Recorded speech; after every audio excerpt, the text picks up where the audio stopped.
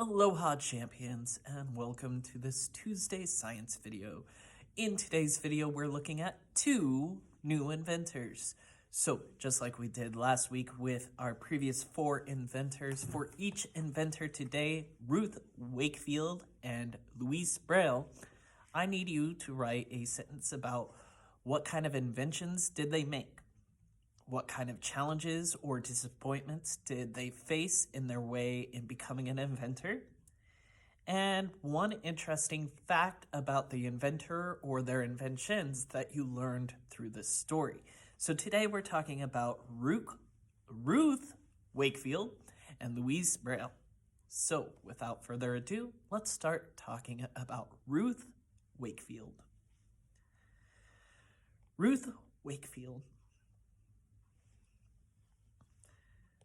Good day, children. I am Ruth Graves Wakefield, and I am so very pleased to have the opportunity to clear up some disappointing untruths that people have written over the years about me and the invention of the chocolate chip cookie. I was born June 17th, 1903, in East Walpole, Massachusetts. Articles about me almost always get that right. At least. But then stories people tell. Here are some of the false stories that exist about me on the internet. Some have claimed that the invention of America's favorite cookie was an accident.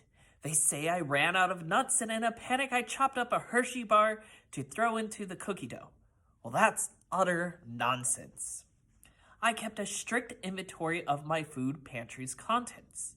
I would certainly have noted an absence of pecans, cashews, or our own Professor Carver's peanuts prior to the dinner rush. I've also read that I mistakenly spilled chocolate chunks into cookie dough after being startled by a malfunctioning mixer.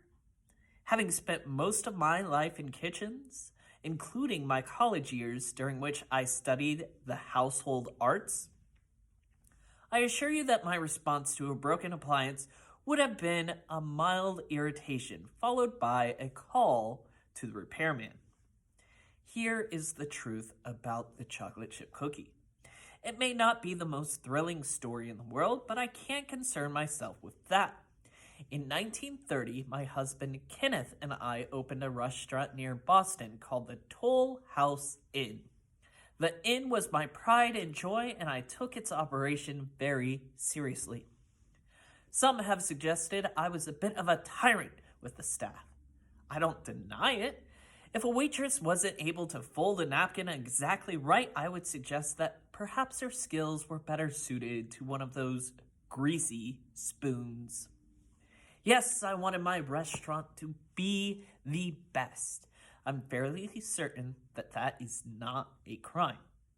I was always trying to come up with new dishes and desserts to attract more business.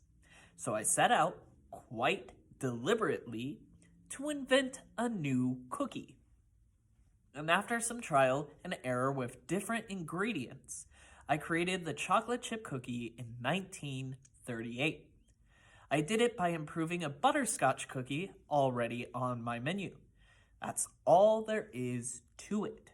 And while I know quite well that my chocolate chip cookie did not change the course of history, I'll leave you with this question.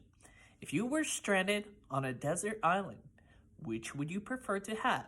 A box of light bulbs or a box of chocolate chip cookies? All right, so Ruth Wakefield, a sentence about what did she invent? What kind of challenges did she face in making this invention? And one interesting fact that you found from this part of the article on Ruth Wakefield. Next up, we have Louise Braille. Bonjour. Where to start? Well, I was born on January 4th, 1809. In Cope-Ferry, France, a very small town not far from Paris.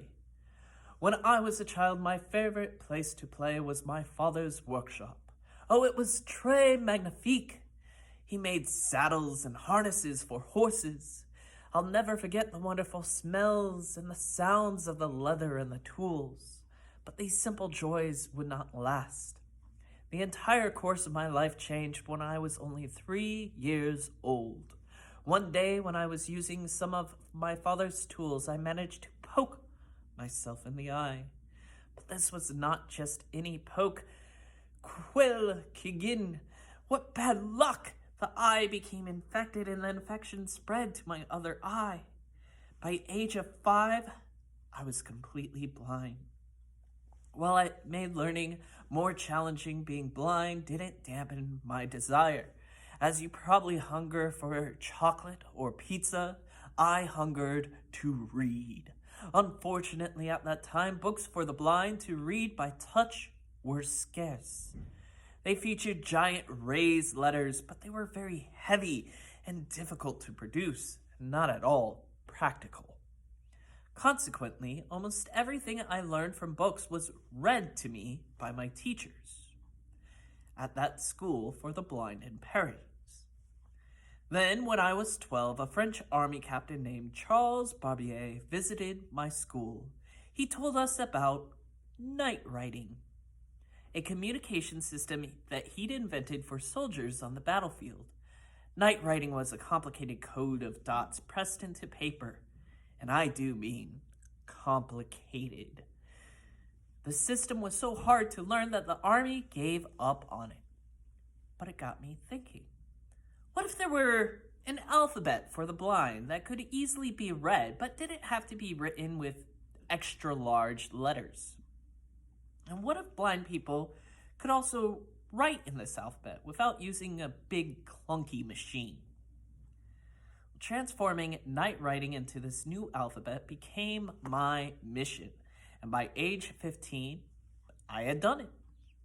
In my new system, each letter was represented by a simple arrangement of tiny raised dots.